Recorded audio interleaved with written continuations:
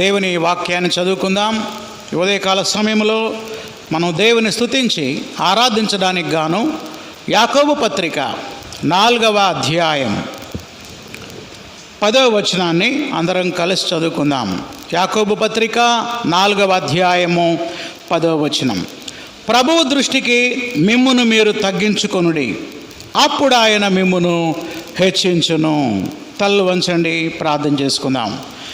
ప్రేమగల మా తండ్రి, మరొక నూతన ప్రభు దినాన్ని మీరు మాకు అనుగ్రహించిన విధానాన్ని బట్టి నీకెన్నో వందనాలు, స్తోత్రాలు చెల్లిస్తున్నాం. ఈ ఉదయకాల సమయంలో నిన్ను స్తుతించి ఆరాధించడానికి చేరువచ్చిన ప్రతి బిడ్డను మీరు దీవించండి. యాకోబు పత్రికలో మీరేమై ఉన్నారు, మా జీవితాల్లో ఎలాంటి గొప్ప కార్యాలు చేశారో వాటన్నిటిని మేము ధ్యానించుకొని నిన్ను స్తుతించి ఆరాధించబోతూ ఉండగా నేను ఆత్మతో సత్యముతో ఆరాధించే కృపనిమ్మని యేసు నామములో అడుగుతున్నాం తండ్రి, ఆమేన్. ప్రభునందు ప్రియమైన సహోదరి సహోదరులారా, గత కొన్ని వారాలుగా మరి యాకోబు పత్రికని ఆధారంగా చేసుకొని దేవుని యొక్క గుణ లక్షణాలని మనం ధ్యానం చేస్తున్నాం. గత 3 వారాలుగా మనం ధ్యానం చేస్తున్నాం. 3 వారాల్లో మరి దేవుని గురించి 9 విషయాలు మనం ధ్యానం చేశాం. ఎన్ని? 9. వాటిని వరుసగా జ్ఞాపకం చేస్తాను. మరి మీరు నోట్స్ తీసుకొని అలా రాసుకున్నారో లేదో ఒకసారి చెక్ చేసుకోండి. మన దేవుడు జ్ఞానమును అనుగ్రహించే దేవుడు, అనగా మంచి ఈవులను ఇచ్చే దేవుడు. 2వదిగా జ్యోతిర్మయుడగు దేవుడు. 3వదిగా మారని దేవుడు. 4వదిగా మనలను కనిన దేవుడు. 5వదిగా మహిమాస్వరూపి అయిన దేవుడు. 6వదిగా ఏర్పరుచుకున్న దేవుడు. 7వదిగా తండ్రి అయిన దేవుడు. 8వదిగా తీర్పు తీర్చే దేవుడు. 9వదిగా కృపను అనుగ్రహించే దేవుడు. ఈరోజు మరొక 3 అంశాలని మనం ధ్యానం చేసుకుందాం. మనం ఆరాధించే దేవుడు ఎవరు అనంటే యాకోబు తన పత్రికలో మనకు చెప్తా ఉన్నాడు. ఎవరు అంటే హెచ్చించే దేవుడు. ఈ మాట రాసుకోండి. మన దేవుడు ఎవరు? హెచ్చించేటువంటి దేవుడు. హెచ్చించేటువంటి దేవుడు. ఈ వాక్యాన్ని మనం యాకోబు పత్రిక 4వ అధ్యాయము 10వ వచనంలో చదువుతాం. 10వ వచనం. ప్రభువు దృష్టికి మిమ్మును మీరు తగ్గించుకొనుడి, అప్పుడు ఆయన మిమ్మును హెచ్చించును. ఎవరిని హెచ్చిస్తాడు? ఎప్పుడు హెచ్చిస్తాడు? ప్రభువు దృష్టిలో మనల్ని మనం తగ్గించుకున్నప్పుడు దేవుడు మనల్ని ఏం చేస్తాడు? హెచ్చిస్తాడు. ఇక్కడ తగ్గించుకొనుట అనేటువంటి ఈ మాట యొక్క భావం ఆ వాక్య భాగం యొక్క సందర్భాన్ని బట్టి మనం అర్థం చేసుకోవాలి. ఏమిటి సందర్భం? చూడండి 8వ వచనం నుంచి. దేవుని యొద్దకు రండి, అప్పుడు ఆయన మీ యొద్దకు వచ్చును. పాపులారా, మీ చేతులు శుభ్రం చేసుకోండి. ద్విమనస్కులారా, మీ హృదయాలను పరిశుద్ధపరచుకోండి. వ్యాకులపడండి, దుఃఖపడండి, ఏడవండి. దేవుడు పిలుస్తున్నాడు. యాకోబు పిలుస్తున్నాడు. ఎవరిని? పాపములో జీవించే వారిని, ఇంకా ద్విమనస్సు కలిగిన వారు, 2 మనస్సులు కలిగినటువంటి వారిని. వాళ్ళకు ఒక పిలుపునిస్తున్నాడు. మీరు పశ్చాత్తాపడండి దేవుని దగ్గర. మీ పాపం విషయమై రొమ్ము కొట్టుకొని ఏడవండి, మిమ్మల్ని మీరు తగ్గించుకోండి. అంటే అర్థం ఏంటంటే, దేవా నేను పాపిని అని నువ్వు ఒప్పుకో. నీ పాపాన్ని ఒప్పుకో. దేవుని దగ్గర నీవు తగ్గించుకో. చాలామంది ఒప్పుకోరు నేను పాపినంటే. ఎవరు పాపి? నేను ఎందుకు పాపిని? ఈ మోపర్లో నా అంత మంచివాళ్ళు ఎవరు లేరు అంటారు. అసలు ఈ దేశంలోనే లేరంటారు. అలాంటి వారు గ్రుడ్డివారు. వారు తాము పాపులమని గ్రహించలేని గుడ్డితనంలో ఉన్నారు. యాకోబు పిలుస్తున్నాడు. పాపులారా, ద్విమనస్కులారా, ఏడవండి. ప్రియమైన దేవుని బిడ్డలారా, ఎవరైతే తమ పాపాల విషయమై పశ్చాత్తాపడతారో, దేవుని దగ్గర తాము తగ్గించుకుంటారో, అలాంటి వారి పాపాన్ని క్షమిస్తాడు, వారిని హెచ్చిస్తాడు. దుఃఖపడువారు ధన్యులు, వారు ఓదార్చబడుదురని చెప్పింది ఇలాంటి దుఃఖం గురించే. అదే దైవ చిత్తానుసారమైన దుఃఖం. బెస్ట్ ఎగ్జాంపుల్ సుంకరి తమ పాపం విషయమై రొమ్ము కొట్టుకొని ఏడుస్తూ ఉంటే దేవుడు ఏం చెప్పాడు చివరిలో? అతనికంటే ఇతడు నీతిమంతుడిగా తీర్చబడిన. అప్పుడు అంటాడు, తను తాను తగ్గించుకునేవాడు హెచ్చింపబడు. కనుక ఇక్కడ తగ్గించుకొనుట అంటే అర్థం ఏంటంటే తమ పాపముల విషయమై పశ్చాత్తాపడుట. ఎవరైతే పాపాల విషయమై కన్నీటితో పశ్చాత్తాపడతారో అలాంటి వారిని దేవుడు క్షమిస్తాడు, వారిని హెచ్చిస్తాడు. ఎంతగా వారిని హెచ్చిస్తాడంటే పెంట కుప్పల మీద నుండి దీనులను పైకి లేవదీసే దేవుడు ఆయన. దేవునికి స్తోత్రం, హల్లెలూయా. బైబిల్ గ్రంథంలో 3 ఎగ్జాంపుల్స్ని మీకు జ్ఞాపకం చేస్తా. మొట్టమొదటిది యోసేపు అనేటువంటి యవనస్తుడు యవన కాలంలో దేవుని యందు విశ్వాసం ఉంచి దేవుని సాక్షిగా జీవించినందుకు దేవుడు ఆయన్ని ప్రధానిగా హెచ్చించాడు.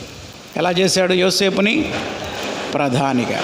రెండవది దానియేలు భక్తుడు బబులోను దేశంలో విద్యార్థిగా ప్రవేశించినప్పుడు తను తాను తగ్గించుకున్నప్పుడు దేవుడు ఆయన్ని ఎలా చేశాడు?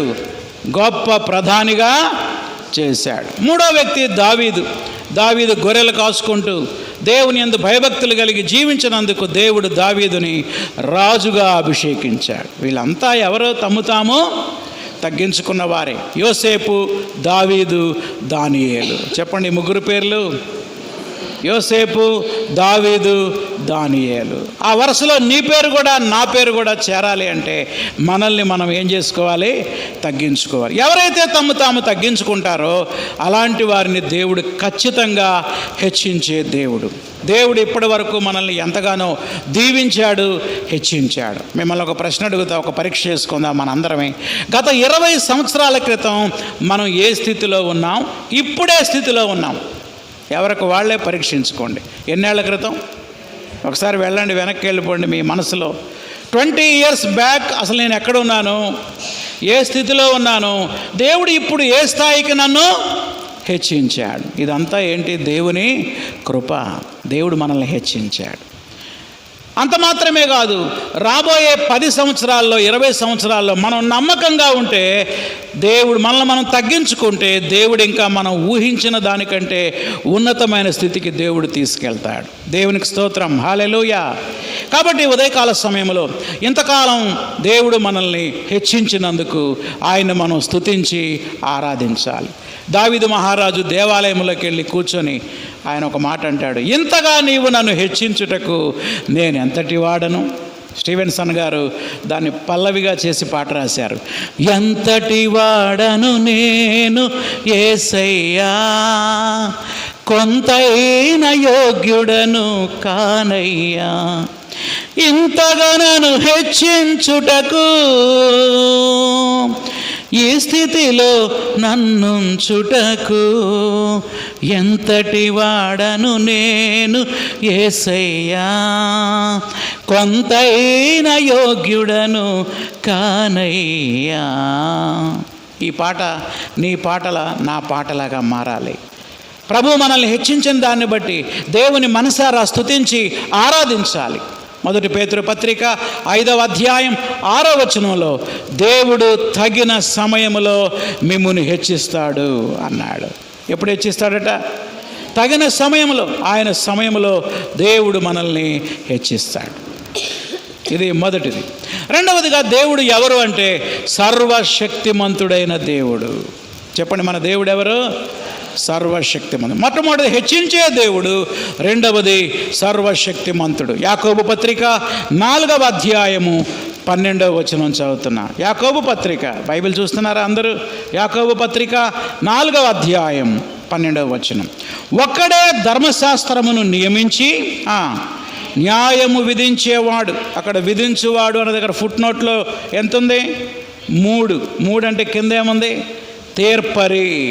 ఒకడే ధర్మశాస్త్రమును నియమించి న్యాయం విధించువాడు, ఆయనే రక్షించుటకును నశింపజేయుటకును శక్తిమంతుడై ఉన్నాడు. Praise the Lord, hallelujah. Our God is all powerful God. మనం ఆరాధించే దేవుడు ఎవరో తెలుసా? సర్వశక్తిమంతుడు. ఏం చేయగలడు ఆయన? నశింపజేయగలడు, రక్షించగలడు. He can save and he can destroy. చివరొక ప్రశ్న వేస్తున్నాడు 12వ వచనంలో యాకోబు, పరునికి తీర్పు తీర్చుటకు నువ్వెవడవి? ఏమన్నాడు? పరునకు తీర్పు తీర్చుటకు నువ్వెవడవి? ఏ సందర్భంలో యాకోబు ఈ యొక్క గుణలక్షణాన్ని జ్ఞాపకం చేస్తున్నాడో చూద్దాం. సందర్భం 11లో ఉంది. ఏంటి 11? సహోదరులారా, ఒకనికి విరోధముగా ఒకడు మాటలాడకుడి. మనం చేసే పెద్ద తప్పే అది. ఒకరికి విరోధంగా ఒకరికి మాట్లాడబాకండి, గబాలను తీర్పు తీర్చబాకండి. వీళ్ళు ఎందుకు పనికిరారు? వీడు ఎందుకు పనికిరాడు అంటాం మనం కదా. అదే తొందరపడొద్దు అంటున్నాడు ఎవరు? యాకోబు. ఎందుకని తొందరపడతావు? వీడు ఎందుకు పనికిరాడు అనుకున్న వాణ్ణి పనికి వచ్చే పాత్రగా చేయగలడు మన దేవుడు. హల్లెలూయా.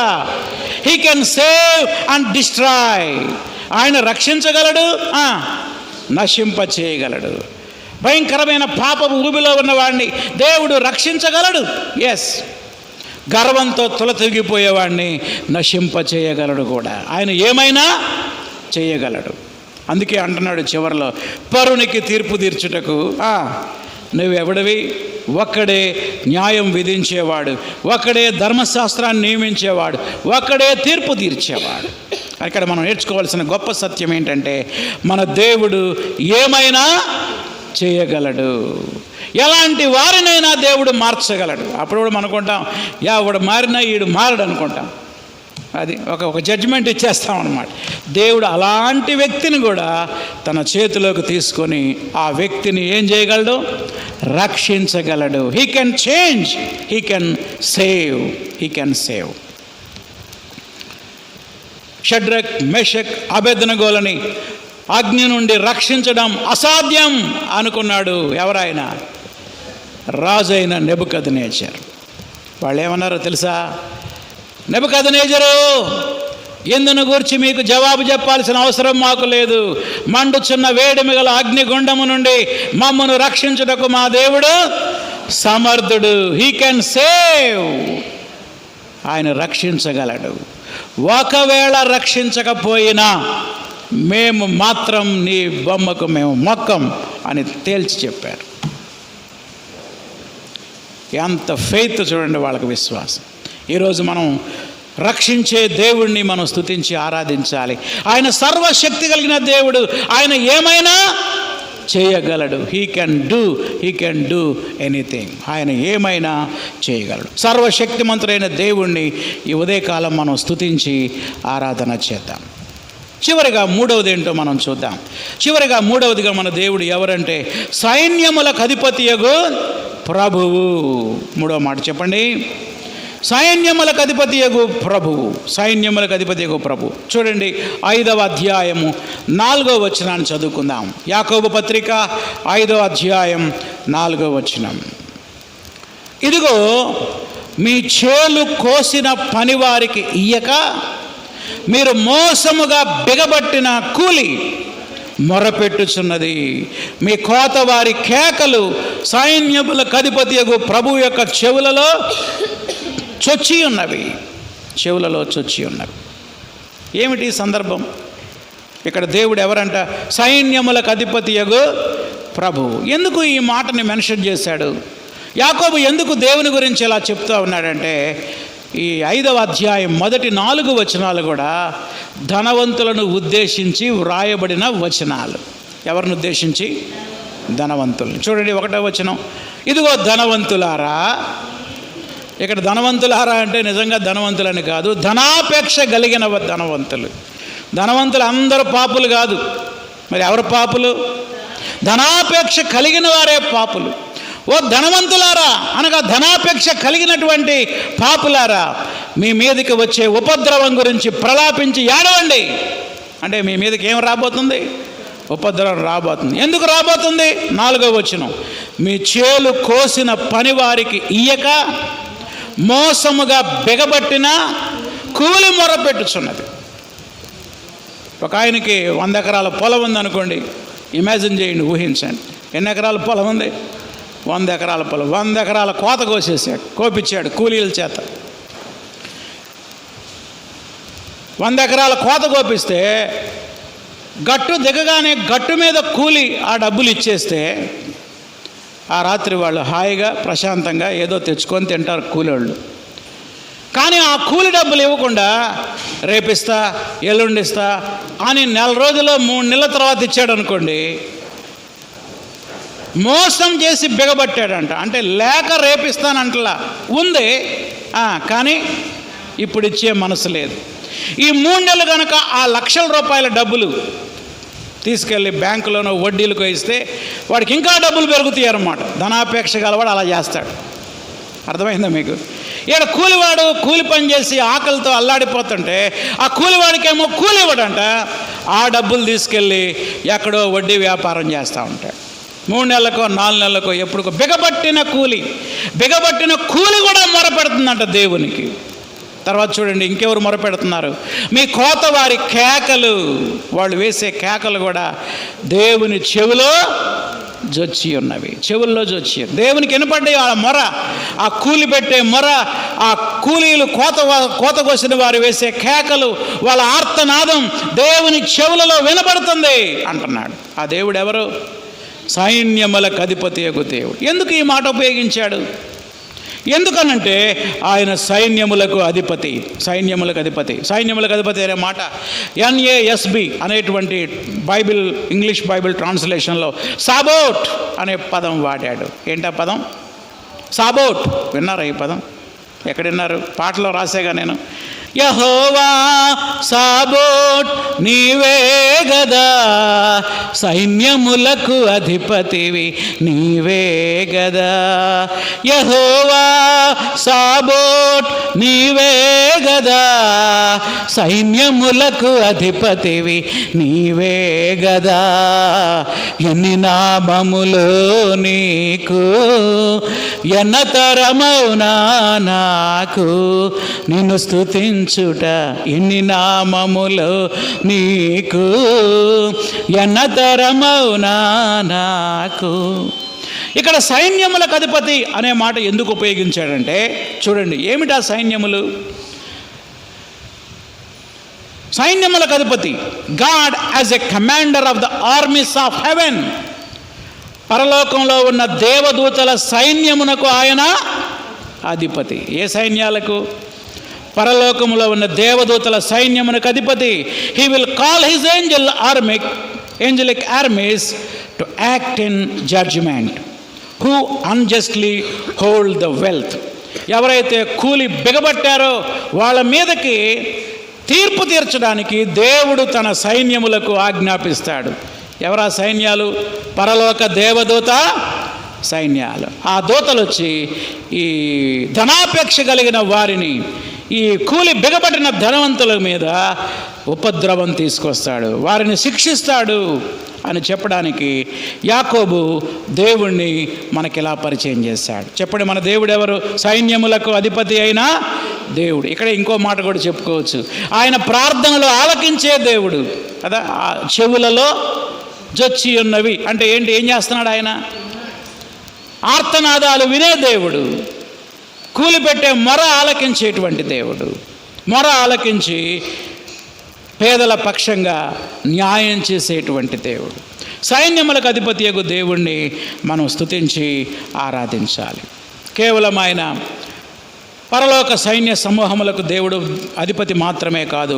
1 సమూయేలు 17వ అధ్యాయం 45వ వచనంలో ఇశ్రాయేలీయుల సైన్యములకు అధిపతియగు యెహోవా అని దావీదు సంబోధించాడు. దావీదు గొలియాతు మీదకి వెళ్తూ అంటున్నాడు, ఓ గొలియాతు, నేను ఎవరి నామంలో వస్తున్నానో తెలుసా? ఇశ్రాయేలుల సైన్యములకు అధిపతియగు యెహోవా పేరిట నీ మీదకు వస్తున్నానని ఛాలెంజ్ చేసి వెళ్ళి గొలియాతును చంపేశాడు. కాబట్టి మనం ఆరాధించే దేవుడు ఎవరు? సైన్యములకు అధిపతి అయిన దేవుడు. ఈ సైన్యములకు అధిపతి దేవుడు ఏం చేస్తున్నాడంటే మన పక్షంగా పోరాడుతున్నాడు. ఆ మాట రాసుకోండి. ఏం చేస్తున్నాడు? మన పక్షంగా పోరాడుతున్నాడు, మన పక్షంగా యుద్ధం చేస్తున్నాడు, మన పక్షంగా పోరాడే దేవుడుగా ఉన్నాడు. దాన్ని బట్టి మనం దేవుని స్తుతించి ఆరాధించాలి. నేను ముగించబోతున్నా. యాకోబు పత్రికలో దేవుడు అన్న అంశంలో ఇప్పటి వరకు 9 మనం చూసాం. ఈరోజు 10, 11, 12. 10వది హెచ్చించే దేవుడు, 11వది సర్వశక్తిమంతుడైన దేవుడు, 12వది సైన్యములకు అధిపతియగు దేవుడు. తల్లు వంచండి, దేవుని స్తుతించి మనం ఆరాధన చేద్దాం. ఒకసారి తలలు వంచి వీలైతే మోకరించి దావీదు భక్తిని వలె మనం దేవుని ఆరాధించుదాం. అయ్యా, ఇంతగా నీవు నన్ను హెచ్చించుటకు నేను ఎంతటి వాడను, నేను ఎంతటి దాననయ్యా. 10 ఏళ్ల క్రితం నా పరిస్థితి ఎంత దిగజారిన స్థితిలో ఉన్నదో, దీన స్థితిలో ఉన్నదో, 20 ఏళ్ల క్రితం 25 ఏళ్ల క్రితం నా పరిస్థితి ఘోరంగా ఉందయ్యా. నన్ను ఇంతగా నీవు నేను హెచ్చించావు, నీకు వందనాలని ఆయన మనసారా స్తుతించి ఆరాధన చేద్దాం. ఆయన